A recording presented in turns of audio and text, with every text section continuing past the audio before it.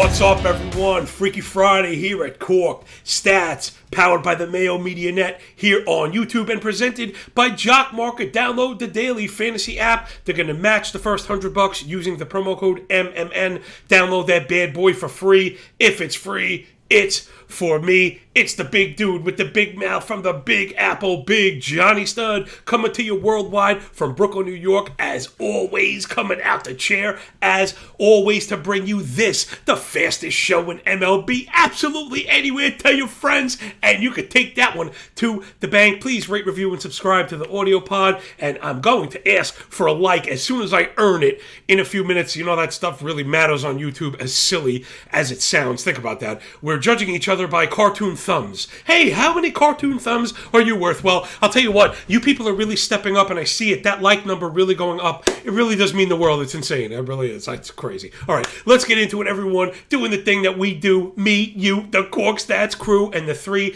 pillars of profit here at the Mayo Media Net. If you're unfamiliar, welcome aboard. We're watching those numbers kind of creeping up slowly. Why? Because we're bringing the heat every single effing day. Oh my goodness, man. The one-man band, the Italian Tasmanian Devil, but it really stems from all of you as well. This is where I get my power from. This is where the energy comes from, the interaction, watching people get better, get smarter. This has been so much fun, and we're making money. Yesterday was a little bit rough in Jock Market, but I mean, listen, you got to understand these things do happen, but also we got bailed out at the last minute on the total base prop. My boy Zeke Duran came through and got the Texas Ranger run line across. Man, it was very funny. Yesterday is a perfect kind of microcosm, right? Let's start off with a lesson before we get going. Perfect little microcosm on how to deal emotionally with baseball. And it's also part of why I hate, if you followed my work for years, I really do appreciate that, but I hate day games. I hate getaway games. I despise these things. I don't know if it's wonky and guys are thinking about the plane and playing golf on the day off. I don't know what it is. I have not been able to backtest anything pertinent.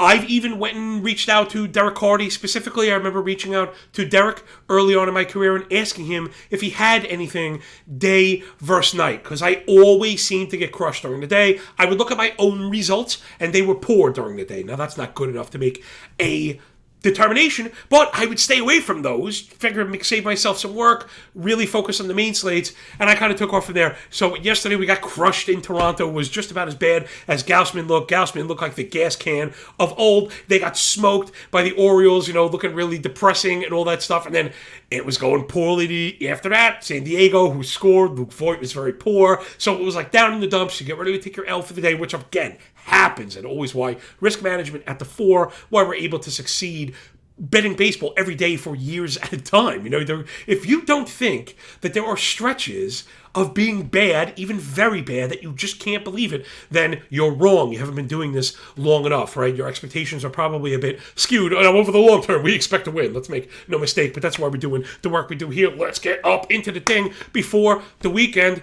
It is our stack attack. Let's do it, man. I forget that I keep making these graphics. Woohoo! Love the new graphics, everybody. Check it out for the audio-only listeners. You know, I'm going to walk you through it. You know, we're trying to highlight, really using this new kind of granular data that we have access to, pitch splits and usage, and then split usage, and then advanced stats, X stats, and stuff like that, which I know people love barrels, and they should, but we've seen the production on barrels, that subsequent production we've expected, kind of go down, and why someone like myself, and now everyone out there listening to this, is using blasts, right? A blast being the ideal subset of barrels. So that, like a little tweak right there, is an edge, because people don't have access to blast. It's not on Savant. It's not on Fangraph. So there you go. And there are players that have high blast rates, barrel rates, I should say, without the blast rate. And those are the balls you really want to avoid. So you can see where barrel rate could be a bit misleading. All right, none of that. Less of that. How about this? More of this. Let's get up into it. It's the Reds. We're going to go for Reds righties against Eric Lauer, who I know looked really great out the box. 3.3 ERA, 1.2 whip year to date. Not exactly the surface stats that we're generally going after. However, but, like the big shaken butt, like get the garden hose and the soapy water shaken butt. The fastball is down more than a mile an hour. That decline began on May 14th, and since then, 5 ERA, 1.45 whip since, 45% hard hit rate via StatCast, better than a 12% barrel, and 2 home runs per 9. So we want to be looking at the flip side of that. Let's look at my boy Brandon Drury, plus 1100 OPS, a 476 ISO, last 21 plate appearances against lefties, 969 OPS against lefties year to date, 20% barrel, 13% blast. Like I mentioned, those are year to date numbers. And just a quick stop here. Remember, if you're not playing Jock Market, which is fine, these players are all DFS viable. These are the teams we want to backfill in. And if you notice the emojis, those are linked to a key. There's a spending key that I have on Patreon, but don't worry, it's not Patreon, it's Freetreon for you and me, Treon. How about what we, Treon, are doing out there in the Jock Market streets?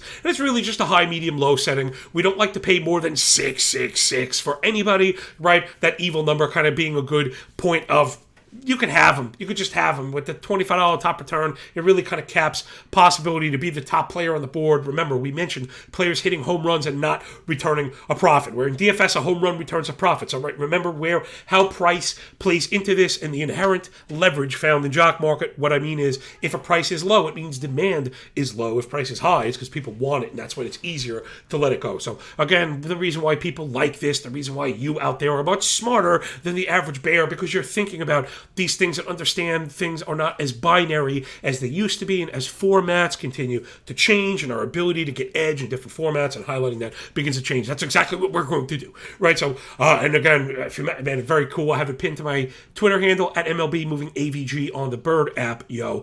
I was on with Laghezza beating the book. He's excellent. Veason's really been pushing us to the front, which I really do appreciate if any of those guys are listening, bud.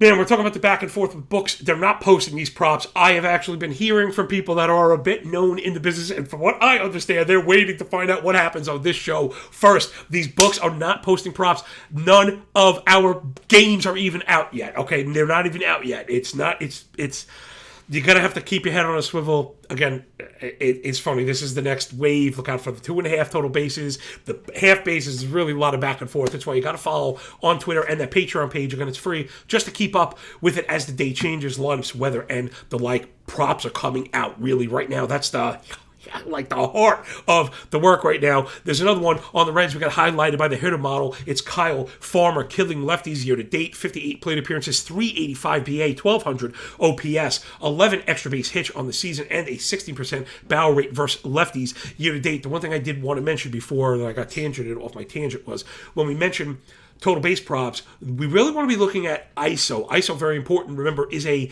extra base percentage. So the fact that we can score on this bet in a single at bat is huge. We want to get players at the front end of the lineup, which is huge. And if we're getting plus money on a guy with a very strong ISO, these have been the plays that are scoring. And if you're following along, this is what's hitting right now. This has been the goods. I've even had some people reach out where parlaying, there's certain sites that will allow you to parlay the props that have the high juice. You know me, I'm not just chasing moonshots, but when the hitter model says grab it, I can't pay 160, but if I get two guys at 160, I will pair those for plus money. All right, so that's the first Red Stack, Drury, and Farmer. Then we're going to the Trolley Dodgers in Hollywood, always up to no good versus Zach Plesac, 470 ERA, 129 whip, another butt, 89 in-zone contact, 44 hard hit via StatCast, and 11% barrel rate. Here's a 385 expected WOBA year to date. Remember, these are some of the stats that really kind of matter now, that are taking into account launch angle and exit velocity, because line drives really matter this year. It doesn't make them sticky year over year, but if we're looking for kind of descriptive elements of hitter profiles, that's really where we want to be. I know Plesac has 3 quality starts in a row. Remember, people, the is an opposite and inverse of buying the dip. That would be selling the rip. So Plesac has 3 quality starts, but it's versus Oakland, Baltimore, and KC. Let's sell the rip. 836 OPS versus lefties year to date. We're looking at Freeman, who has a plus 800 OPS year to date against righties and a double-digit barrel rate. Also, Cody Bellinger, who has looked really good because lefty right-handed fastballs, double-digit barrel rate there, and 8 home runs. So it is kind of all or none for Bellinger. He's really going to be price dependent, but he's been pretty cheap, when people do get that about him. And then last up, this is where the ISO element comes in. Let's do it real quick. It's Minnesota righties against Bumgarner. First 6 games against Bumgarner. First 6 games for Bumgarner, I should say. 1.78 ERA, 1.12 WHIP. We were calling BS Fugazi all over that. Gold star on the big nose of the Cork Stats crew. Since then, 5.03 ERA, 1.5 WHIP, 6% swinging strike rate, 50% hard hit rate, and nearly 2 home runs per 9. So we're on a look at righties that have a 450 slug and 9 home runs against year to date. This is against Bumgarner. Individualized pitches here. We're looking at the fastball and the cutter, which each have a plus 500 X slug. So we're looking for Minnesota Twins righties that crush left-handed fastball sets, and it's Byron Buxton jumping off the page, 22% barrel, 15 blast, wow, 880 OPS against lefties year-to-date, a 370 ISO, 6 home runs. Remember, he's batting first or second. He's going to get the extra plate appearances with a 37% extra base hit rate. I'm not sure if this one's up. I might have been up and down. This has just been nuts lately. So a guy like Buxton is not going to be plus money. I think we're going to have to open up the parameter from plus money to, let's say, minus 115, minus 110 in these cases where a guy like Buxton is ridiculous. It's not just power, but it's average. It's also the plate appearance. It's also the context, right? So I think if we can draw up a kind of logic tree in our written rules, we can. We don't need plus money on this if we're going to get the extra at bat, right? That would tip the scale in our probabilistic scenario. Where I was going with the ISO is also Correa. So Correa has some very strong left-handed splits. He might find his way into the pool today, depending on pricing. But again, the ISO is extremely low, like below 100. And just because that had been a piece of it, I don't want to say that was it. It was a ton of walks.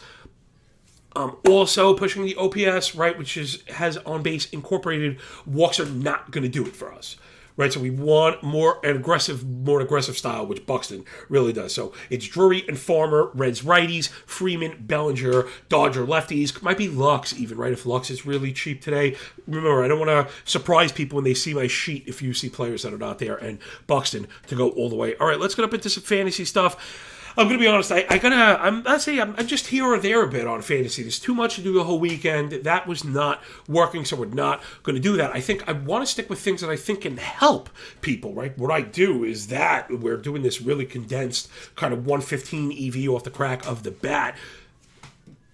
Explosion. I don't even know what this is. An amalgamated gauntlet of, screaming baseball statistics, which I absolutely love, by the way, man. And if you love it too, please get up in the comments. Let me know how I'm doing. Get up on Twitter. Tag Patty Mayo. I'm going to be bringing you all the tools today that you love so much that you get only at Mayo Media Net. Nobody's doing what we're doing right now. Implied team totals, starting pitcher ranks for DFS, but also the starting pitcher sheet. You get all the advanced statistics that I'm talking about. They are formatted conditionally and set in a matchup view. We're going to pick the games. We're going to put out the rankings and the prices for Jock Market and DFS. I mean, what we're doing is just insane, and if this show goes away, y'all are going to miss us. You know what I'm saying? So let's get up into the fantasy thing. All right, I have quick notes for everybody, just the pertinent notes that I was looking at myself. We'll just blow through it really, really fast, and then I think I have a bit of a methodological, right, a kind of procedural aid, hopefully, like the things that I do, and maybe in just in a minute or two, right, that could be more helpful than me trying to. So, all right. Let's just do the important news and notes, right? Atlanta, Albies is down. Orlando Arcia is up. I mentioned that because I didn't mention him on the ad page. He's a must add, maybe even in all formats, right? So make sure Orlando Arcia is added. For Boston, Eovaldi on the IL said he's okay. He's penciled in to make his next start. And then on the hitting side, my boy Bobby Dalbec sat the last two. I don't understand why. 1 day off, of course, we got. The second day off, I don't understand. He's hitting. He's being disciplined, making contact at his career high rate. I don't understand. All right, Cubs have had some injuries, right? Madrigal down, so VR started the last 5. It's really been a whipsaw, but a lot of my rostership of VR is in draft and hold, so I'm going to ride with him. If you have him on benches, he is viable. The Cubs, we're getting to that point in the year where the weather is windy and the pitching is bad in that division, so VR is viable.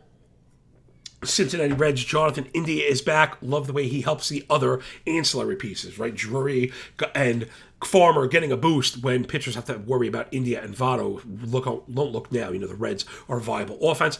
Colorado, remember we circled Jonathan Daza. He's playing every single day. If he's going to produce at all, definitely a guy you got to keep your eye on, because I think that's really the goal right now. There's only a few of these guys playing every single day that not everyone knows about yet. So that is a good one. Jonathan Daza for the Rockies, and then half your games at Colorado. Never hurt anybody. The Angels have the extra game this weekend against Seattle, so it's kind of push those Angels to the front of the list. Milwaukee Brewers, Aaron Ashby left the game, forearm. I was like, gulp. He said he's fine and going to make his next start. I guess I want to see it before I believe it. And unfortunately, our boy Tyrone Taylor on the hitting side is a drop. He stunk, played himself out of some playing time. He is not viable anymore. Remember, take those L's quick. The reason why we get on board quick and don't overpay is so we can cut quick and not have to worry about it. Those two things kind of go hand in hand. That way you don't feel married to the cost or have to work it into your calculus. Easy come, easy go, no big deal. Minnesota Twins, my boy Jorge Polanco has missed the last 3 with a sore back. It was like no big deal. Today to day. See how these things happen? You got to be careful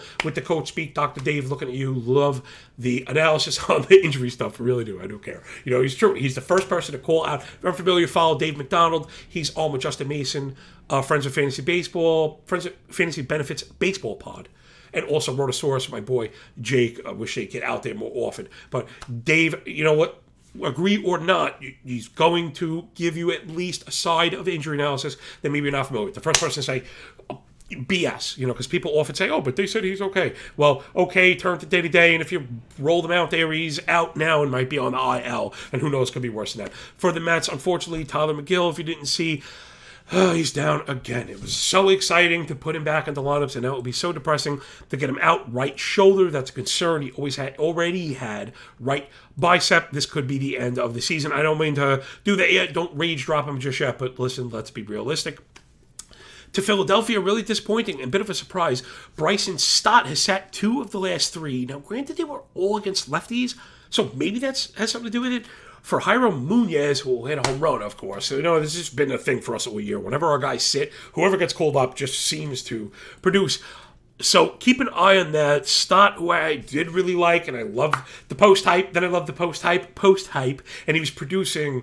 Now, it may have playing time be a threat. Keep an eye on that. To Seattle, they do have the extra game. Also, Abraham Toro playing every single day. He's another one of those guys, kind of slipped through the cracks. I saw him on 15-team free agent lists.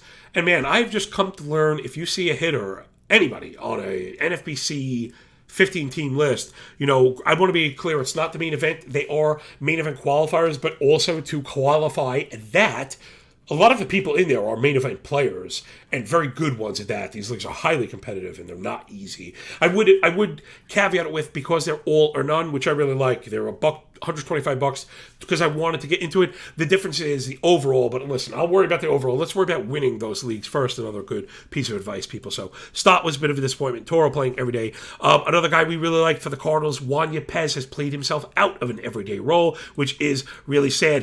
And I think the lesson there is sometimes I have a habit of, when I'm doing lineups, because I'm doing a bunch of them, to, if you don't see an injury and a name looks good, to kind of just breeze past it. Well, Yepez not playing every day. Playing appearances absolutely matter. That team really good, so the context is great, but he's not really playing. I think I had one more. Yeah, Toronto.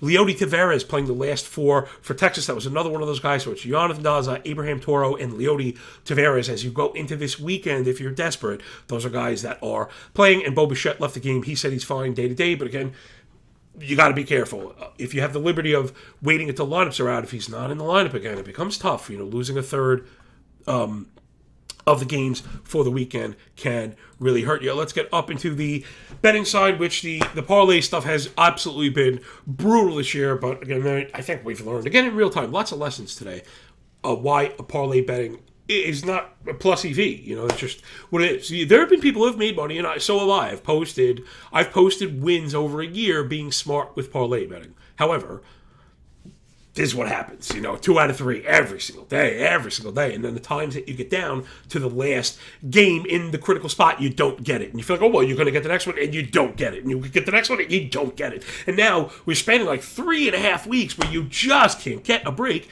Meanwhile, if you were betting small and betting smart on all the individual stuff, gosh, we're in the black all the time. I'm not going to say every day, but we're in the black all the time. And if you're playing, you know this because, again, the model is very smart. And, again, we'd like to highlight prices and stuff. So let's get into it for the audio-only listeners. You know I won't leave you hanging.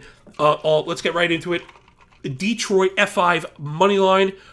It's always going to be Skubal.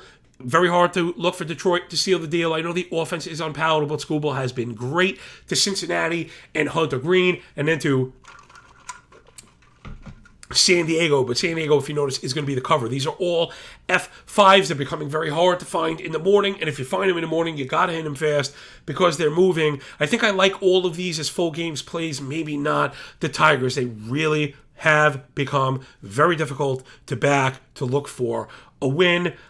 Really quick, because I think we do have a minute or two. Skubal's got John Gray. Skubal's just been phenomenal with the sub-3 Sierra, all the stuff you want to see. The 28% K rate, maybe what we expected, but the 4% walk rate, not at all. 23% K minus walk, exactly where you want to be. A lot of the location metrics kind of popping off the chart. 44% shadow is excellent. Means he's working the edges, pairing it with a 47% ground ball rate, 6% barrel. This is where you want to be. A 284 xWOBA on the season for Tariq Skubal. John Gray has been good as well, but all the metrics just a tick higher. You know, the walk rate above 10%. Where's where you begin to get worried? That shadow rate, where I mentioned for Skubal, is up above 44. Gray's is really low, down below 40, to give you an idea. Though Gray does get ahead of people, he does not induce chases, and that is a problem when paired with the elevated line drive rate this year. So I do like Detroit for, 15 outs. Remember, just like yesterday, people would have said, you're crazy. I didn't like Baltimore, so I'm not getting credit here. I like Toronto. But had you said, I like Baltimore, I like Tyler Wells, and people would have laughed at you. Remember, it's baseball. It's incredibly varied, and especially for F5, we're only talking about 15 outs. Have confidence. Really have confidence. You really need to. Anything can happen. Once the game starts, I got news for you people that are into Kelly criterion and stuff and trying to determine your own edge. We can't tackle the entire thing now. I will just say this. Most of these games, whatever they may be, are closer to 50% than any of us want to admit. Okay, that's where I'll just leave it. We can get into it beyond that. I'm not saying they're all like that. Edge does exist. Favorites do exist. Probability and range of outcomes do exist, but on a single game basis, a lot of these things are closer to 50% than we want to admit. Like, that's just the truth. And that's why I don't pay juice. I'd rather just leave these things. So you notice all three of these games at 120 or better, but you'd have to giddy up. Let's do the Reds really, really quick. We like Hunter Green. We talked about the flip side for Eric Lauer. So a lot of times our bets are going to feed off of work that we had in the top. So we do like the Reds offense. So I think they're going to score, which I think has been really important. And I think sometimes that is part of my issue with handicapping. Sometimes I fall too in love with the pitching side and forget you really got to pair it. You got to hit. You got to hit, because even good pitchers could give up a run or so. But if you're really outmatched on the other side, it's not going to work for you. So I think we have the pitching edge here with Hunter Green. He's been excellent. I mean, the strikeout stuff just through the roof, pairing a 30% K with an 80% in-zone contact rate. He's beat you in, beat you out of the zone. He is excellent right now. And remember, a lot of those issues were front-loaded. He does give up home runs, but the Milwaukee offense is really not very good right now. They're leading the league in double plays, last 7, bottom 5 in Ks. They're not walking, too many ground balls. That number's up over 45%. And again, that's leading to a lot of the double plays if they're getting guys on. But like I said, they're swinging and missing. Not what you want to be doing when you're about to face Hunter Green, who is a strikeout machine right now. So we'll take the Reds. And then we have the Padres. They're going to Colorado, who absolutely stinks. Something you've noticed also, that I haven't actually been taking sides this year in Colorado, again, because it's important to find scoring, and we have the pitching edge. It's Mackenzie Gore against Kyle Freeland. I'm surprised this number is as close as it is. It's as a landslide as far as pitching. Gore, very, very good. And Freeland, really, really not. And then on offense, we got it as well. Pretty distinct edge for San Diego. Last 7 days, leading the league in runs and doubles, 850 OPS. And the disciplinary metrics are there. 89% in-zone contact rate, top 5 line drive rate, 139 WRC plus. Flip side to the Rockies, who stink. Only 1 home run as a team the last 7 days, 620 OPS, 2% barrel rate, 63 WRC plus. This one's not even close. Look for the cover again in the Padres. And if you notice again, I have a prop there without a price. This is somewhere else I got in trouble. I felt so pressed to give bets that were on the books that were taking bets I didn't love and losing, or bets that were hits but not my primary bets. And that's really important to be selective. So that's the last lesson before we get out of here for the day and for the week is be selective. Take your pitch. Wait for your pitch, I should say. Our pitch are the Reds total base props. They're not listed. The book don't want none of us. When Drury and Farmer in particular, right? So guys like Votto and India are going to be juiced up. We're not going to be interested in that. A guy like Drury might, so he might qualify for that 115. Now, he's not quite Byron Buxton. I'm not going to try and equate those two. But top 3 lineup spot, excellent environment, right? I think where the Cincinnati hitting environment is one of those things that boosts the whole idea up. Farmer is probably going to be a plus, so we want to nail that. We're going to be backfilling into Cincinnati today, and that will do it for the big show. Boom, baby. Come on, man. Where else can you get the nuance of context? And this feels like a perfect time to beg for the like before we get out of here. We are now posting an incredible like to watch ratio, and these are very important, right? The watches are not as high as I want, but if you're watching this, I can't ask you for 2. I wouldn't ask you for more than you can give. But I really don't have a problem asking you for free stuff, right? Come on, man, this is the world, and I think that's part of why people gravitate to me. Like, I don't mind being real. The stuff I put out is free. Think about all the work, and I've got logos, we're formatting stuff. You've seen the work on Twitter that I do every day. I don't have to do all this stuff. Pat doesn't have to do all the stuff that he does, that we do, but we do because you do. So, you do that do and press the thumbs up button, man, whatever that means. So I think that'll do it. I'm starting to ramble, make no sense, but you gotta laugh. You gotta laugh in life. It keeps the work fun. If you begin to resent the work, the production is going to suffer. And just as I'm like really into, I never want to stop working. Come the weekend, I'm going to do a little bit of work tomorrow morning, get some stuff out for you, and then I'm going to unplug, and enjoy the fam. That's my thing. You don't have to be a Disney guy like I am. I'm not telling you that's the only way. Whether it be writing or painting, find something that fulfills you. I suggest it not be gambling, but anything but gambling. Anything. People like to cook. People like to work out. People like to read, martial arts. Anything that you're into. Fulfill yourself with something other than gambling. It's going to make you better at the end. And if you're into any of the other stuff, I just feel like it helps out. I just don't know why. I feel like being good, right? The garbage in, garbage out. The opposite is positive in, positive out. I give and I get and I stay happy and I appreciate that good attitude. Keeps me working hard and happy while we do it. So download the Jock Market app. The thing is free. Promo code is MMN. The first $100 is free. If it's free, it's for me, everybody. So I think that'll do it. Remember, when you work this hard, it feels a lot less like luck. Enjoy those games. Enjoy your day. And when we're done with the book, enjoy that pay, yo. A check is on Monday, everybody. Enjoy your weekend, yo. Peace.